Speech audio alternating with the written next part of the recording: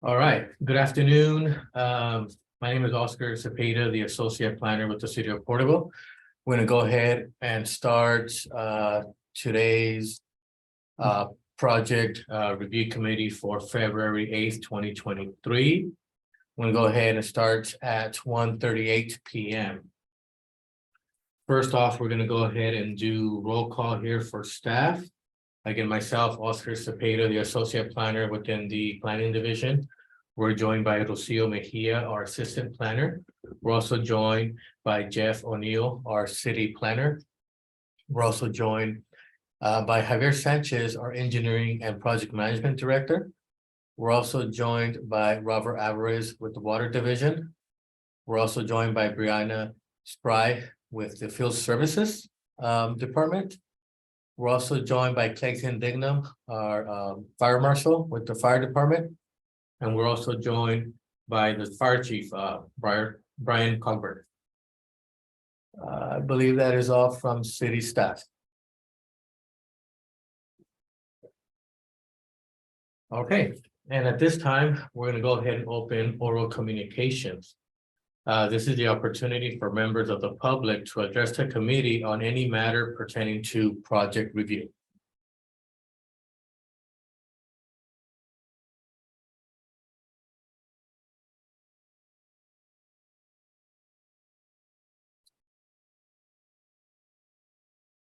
Hearing none, I'm going to go ahead and close oral communications.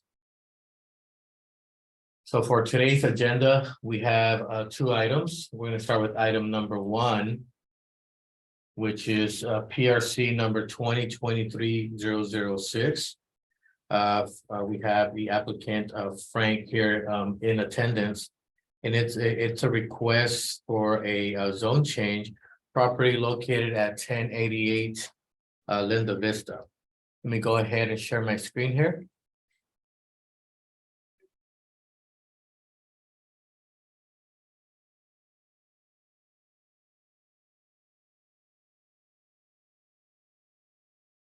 Linda Vista, APN 243-180-002.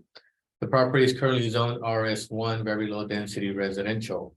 The application is proposing a zone change from RS1 to CMX, commercial mixed use, which would align the zone change be in compliance with the general plan land use designation of commercial mixed use.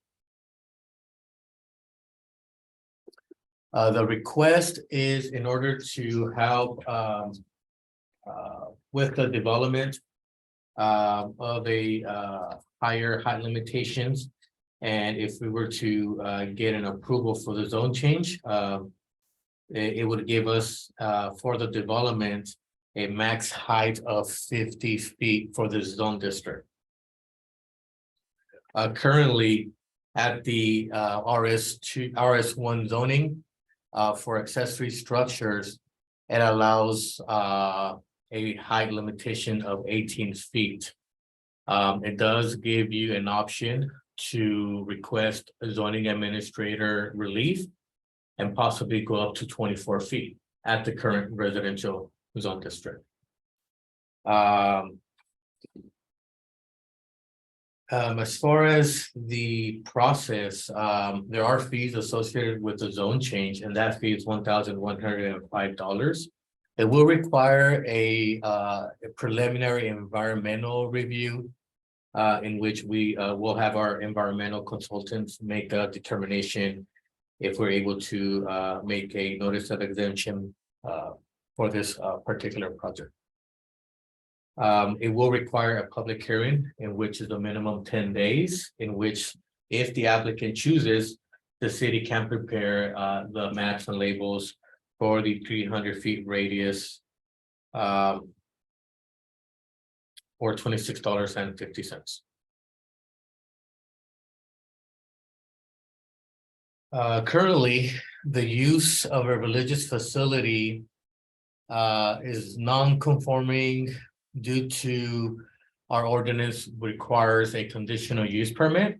At this time, we're not proposing any expansion of the use, so it wouldn't trigger that requirement, but in the future, if you do choose to expand the use, we would have to process a conditional use permit for that project, which would go through a similar process through this project review to review the project.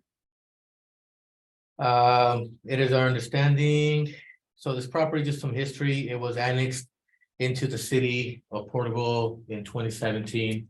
At that time, there was a request for water service, in which we received an approval for that, and at that time. No, yeah, that's a little history on that. So yes, that's gonna be the planning comments for the project. Okay, I'm a little bit disappointed in terms of well, let me give you the vision that I have and see if you can invest in it. I see this pole down here by grocery outlet, and I've seen it for years. And when it was down, it was you miss it in town. How high it is, I don't know. And then I mentioned, but I thought our church property is the first entrance into Porterville, coming from the north as you come down 65 or on Orange. And it's the last one going out of town. And I thought with the patriotism within Porterville, that it would be fitting to have a tremendous big flag like the one at Grocery Outlet.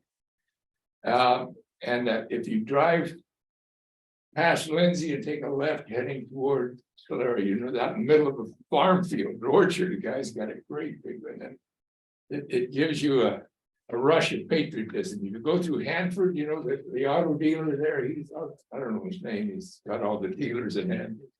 On the left, a big flag. And I thought, what a welcome to Porterville, and what a farewell to Porterville to have not an 18-foot, and I'm disappointed that I didn't, the very get-go, I'd mentioned the 60-foot. And so I'm a little bit surprised on the 50-foot limit, even with the zone change. So and let me add something.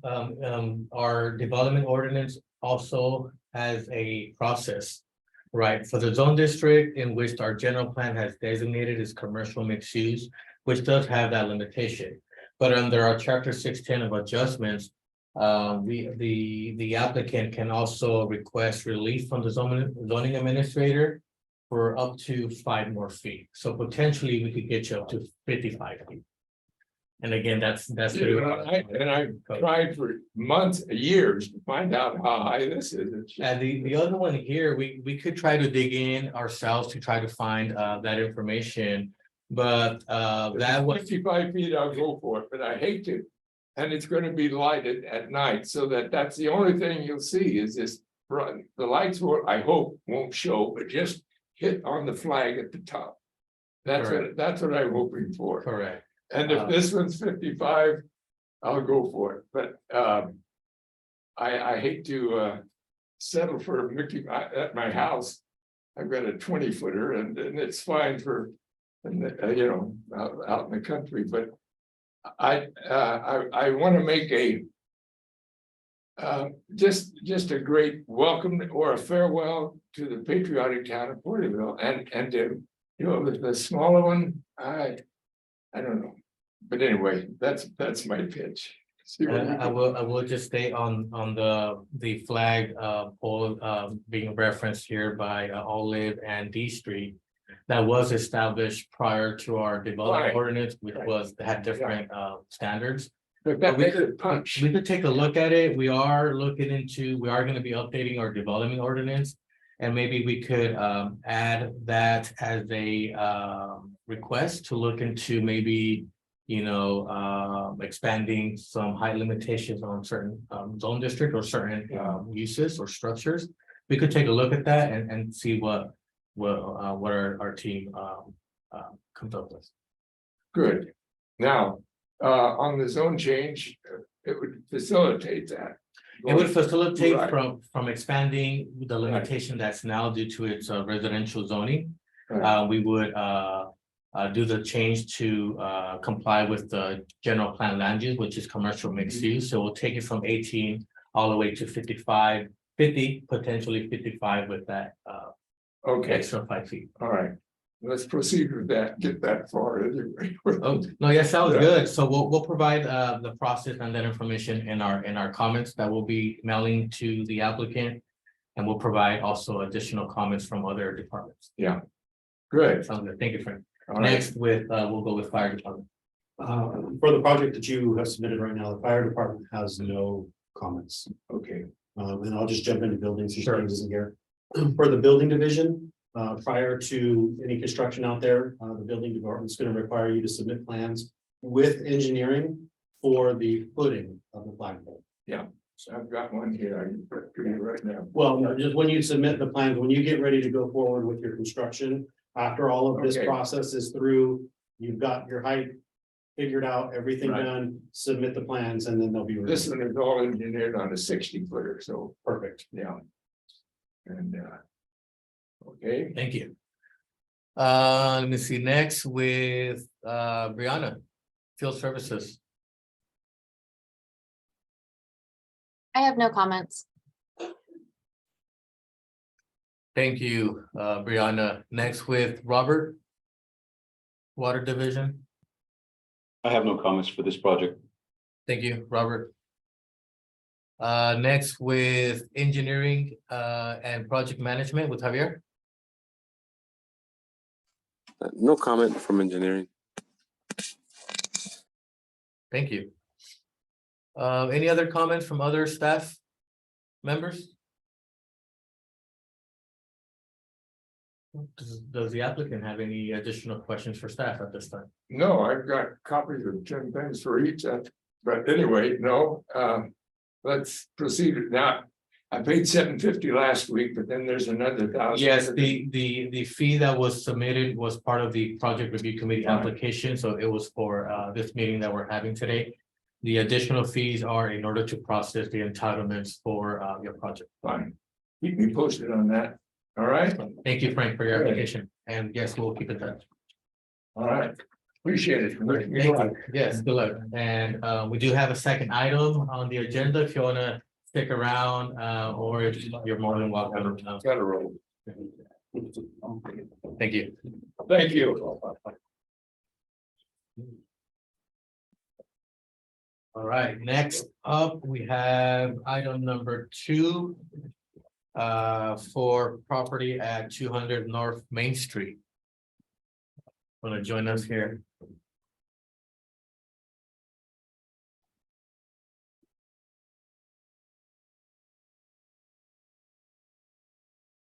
How you doing? How are you doing? Running the moon, working harder than I've ever worked in my life. Oh, the older I get, the harder I work. I don't know why. You're slower. You're going in reverse. You're getting older and slower.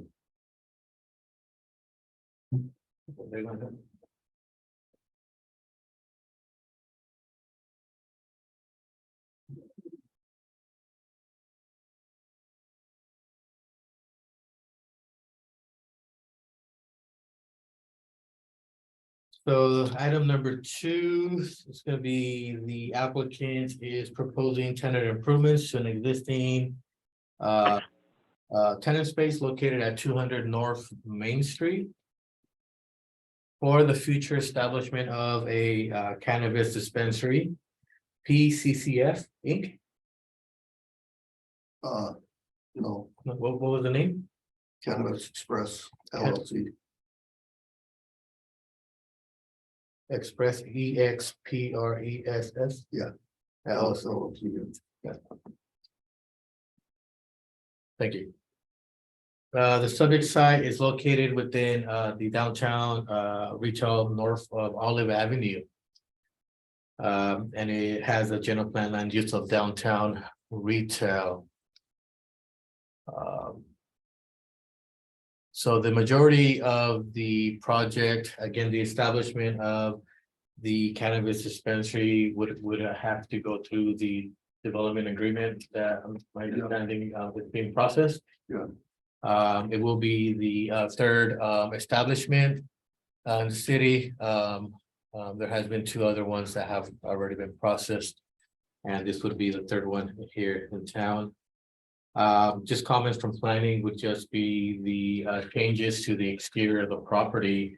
Make sure we comply with the downtown design guidelines in regards to exterior building materials, colors, and renovations. We're not changing the exterior at all. No, I thought I saw one plan. Well, yeah, the only thing we're doing on the exterior is painting, right? Okay, I thought I saw something that we're possibly gonna stucco over the brick. No, Okay, no, okay, that'd be, it wouldn't be something, And it says stamps. That's what's existing now. okay. All right, And the stucco columns and that simulated brick or block. perfect, perfect. Okay, no, we're good then. So yeah, signage, criteria for the use is comply with our chapter 305 of our development ordinance, also our downtown design guidelines. You're limited, you're allowed up to 2 square feet per linear foot of building frontage. And that's pretty much us from from planning division in related to the application. And that's a separate permit as well For what? for the sign.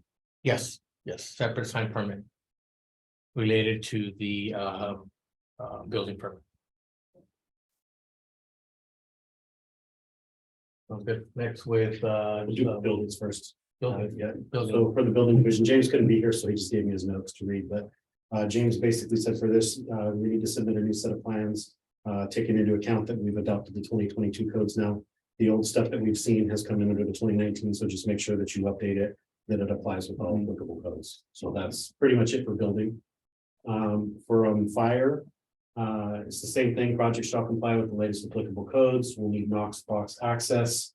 Fire extinguishers to be placed to comply with the currently adopted edition of the fire code, and then address numbers on a contrasting background on the exterior of the building. And then I understand in the past you had discussions regarding potential future uses with the upper floors and the basement and all of that stuff. yeah, As currently proposed, it is not requiring fire sprinklers or fire alarm. Just be aware that your future ambitions for the property could trigger those things. Okay. So just want to kind of just throw that disclaimer in there as you proceed.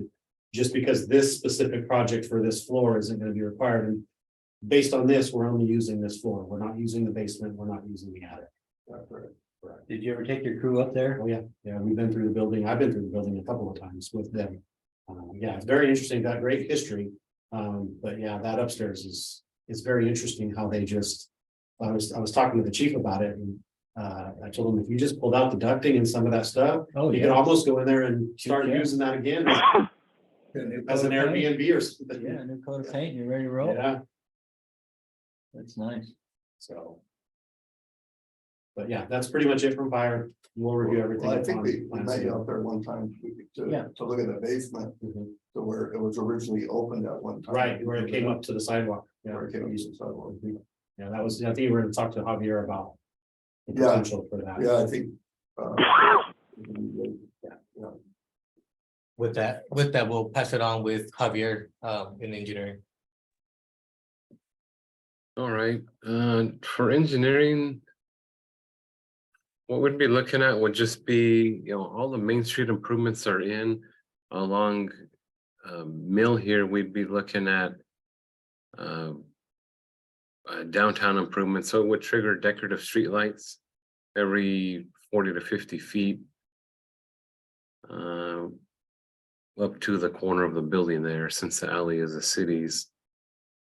And with that, I don't know if planning, do you guys require street trees on that side?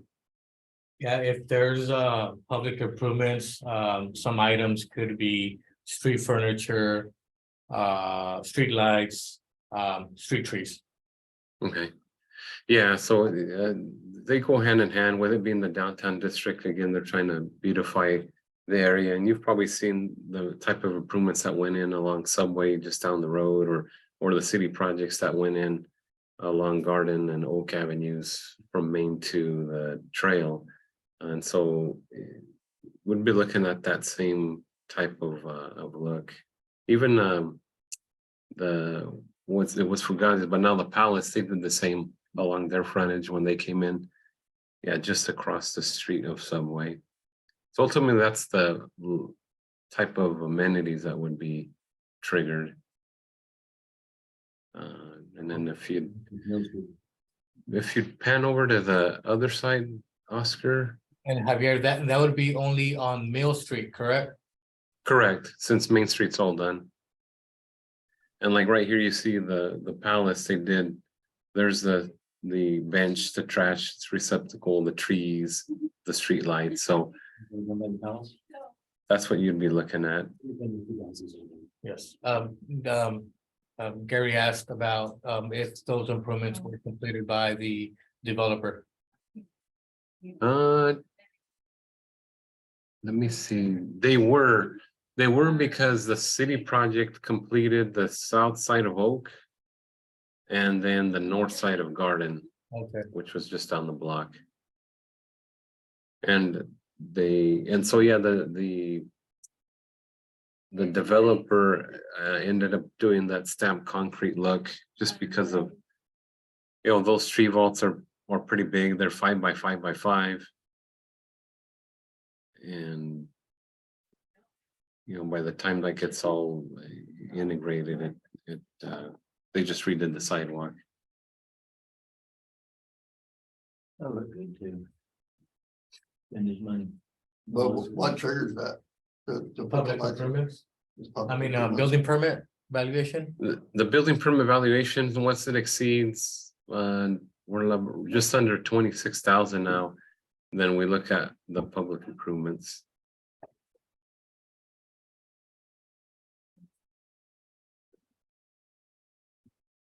And then I think we had a question as far as so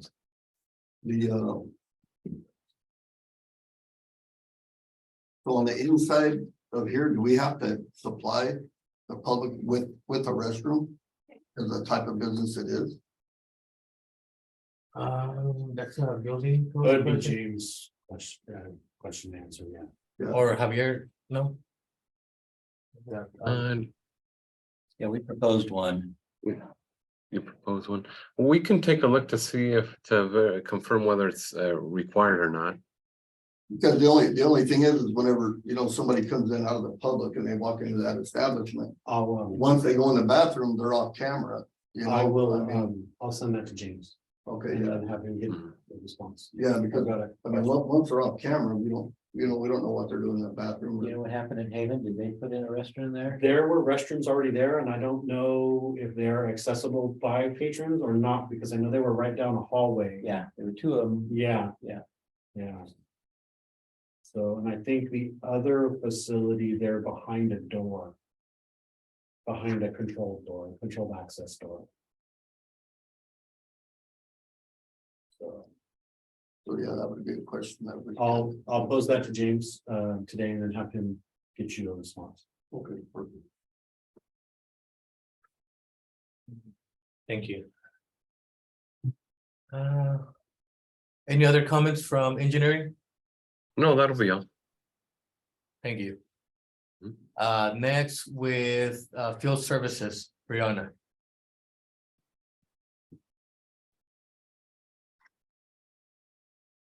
I'm trying to figure out where a 3-bin enclosure is going to go. I can't see the backside of that building very well. Yeah.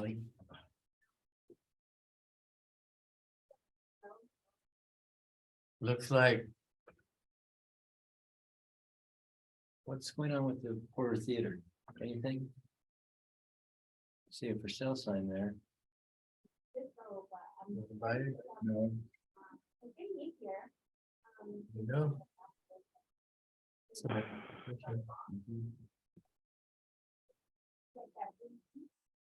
There's a tracking right there.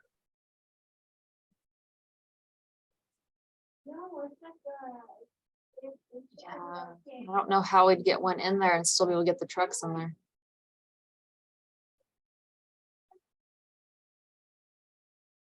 What do the other neighbors do with their trash? You know, down at Fugazi's, they actually built, They had a recess? they have a recess, yeah, they would put it in the recess. And then they put a balcony above, but they had to fire sprinkler it. Yeah, And Brianna, Gary's question was about other establishments. But that, this gets triggered as development is proposed, correct? I'm sorry, I'm having a hard time hearing you. The applicant agent asked the question about other establishments not having an enclosure. His question would be, the new development is what's triggering this requirement. Correct, yeah, yes, that's the part of the state's new regulations, SB 1383. They are requiring all new developments to have a 3-bin enclosure. Did they address properties where the building is built to property line on all 4 sides? Would there be an exemption possibly in that statute? In which there's establishments that have buildings built to their property line? I'm texting Mike about that right now, trying to figure out how we do this one.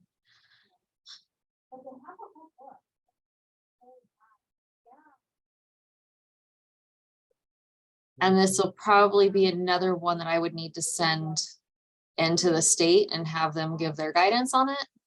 Because I'm not sure where it would even go.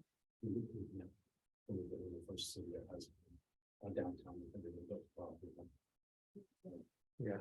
There's gotta be some consideration.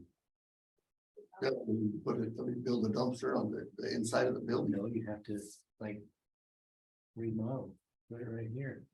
And I believe that dumpster was shared with other, or at least one other business. It's a 3-bin. Yeah,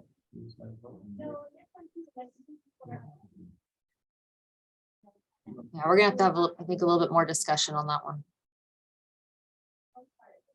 Sounds good, thank you. And then we'll provide that information in the either an email and also include it in the PRC letter itself. Yeah.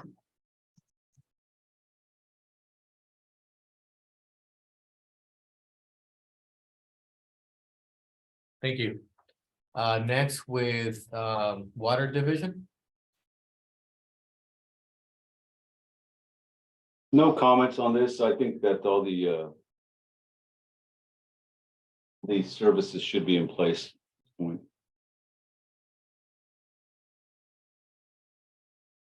Thank you.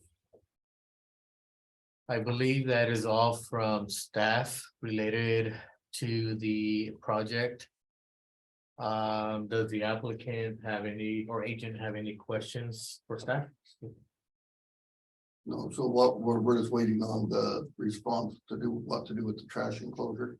Okay, Yeah, we're gonna run the question in regards to the restroom with building yeah, restroom. and then the enclosure with field services. And then get you that response in the. Hey, Oscar, this is Mike. I'm sorry, I just was able to join with Bree in the office briefly. Hey, thank you, Mike. So just the 2 comments. So on the water section, nothing much to comment other than the facility be required to have a backflow device. So we can take a look at that and confirm and advise if the facility is currently equipped or will be required to install a backflow device, and we can include that in our comments. And then in addition to the trash enclosure, we just need to get out there and take a look at the accessibility and what we could potentially do, and then entertain a conversation on how to address that.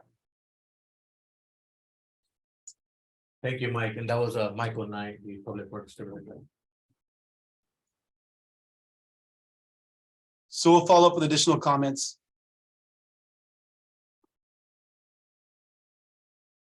Anything else? I can't think of anything else. No, I can't think of anything more. So then we can just prepare the plan and get them submitted. And the inside. You just need to know about the trash. Yeah, oh, yeah. I'm sure the rest of them are gonna be required. Call, have James respond to you guys. Okay. Sounds good. Well, thank you for the application. We're gonna get you those comments in about 2 weeks time frame from today's date.